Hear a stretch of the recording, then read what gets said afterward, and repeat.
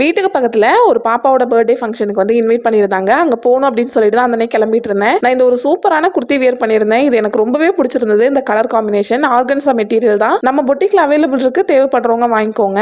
Time பார்த்தீங்கன்னா மதியம் டைம்ல வர சொல்லியிருந்தாங்க. சரின்னு சொல்லிட்டு லஞ்ச் வந்து அங்கேயே இருக்கும் அப்படின்னு சொன்னனால வீட்ல இருந்து போகும்போது கொஞ்சோண்டு பப்பாளி பழம் மட்டும் ஆதிக்கு காலையில கட் பண்ணி கொடுத்தது இருந்தது. அதுல மீதி இருந்ததை சாப்பிட்டுட்டு அப்படியே கிளம்பிட்டோம். பர்த்டே பார்ட்டிக்கு வந்துட்டு போயிட்டு வந்த பின்னாடி அதுக்கப்புறம் பார்த்தீங்கன்னா ஆதிக்கு ஸ்நாக்ஸ் பண்ணணும் அப்படின்னு சொல்லிட்டு பழம்புரி பண்ணலாம் அப்படின்ட்டு தான் முன்னாடி நாளே பண்ண வேண்டியது. மைதா மாவு வந்து காலியானதை கவனிக்காம விட்டனால சரின்னு சொல்லிட்டு மைதா மாவு மறுபடியும் இன்னைக்கு காலையில தான் வாங்கிட்டு வந்துட்டு நான் அந்த பழம்புரி வந்து ரெடி பண்ணேன். ரொம்பவே நல்லா இருந்தது. நீங்க வந்துட்டு இதை என்ன பேர் சொல்லுவீங்கன்னு சொல்லி எனக்கு தெரியல. நாங்க எங்க ஊர்ல இப்படிதான் சொல்லுவோம். இங்க பழபஜின்னு சொல்றாங்க. ஸோ எந்த பேர் இங்க வந்துட்டு சொல்றாங்க, நீங்க இருக்க ஏரியால என்ன பேர் சொல்றாங்க அப்படின்னு சொல்லிட்டு மறக்காம கமெண்ட்ல சொல்லுங்க.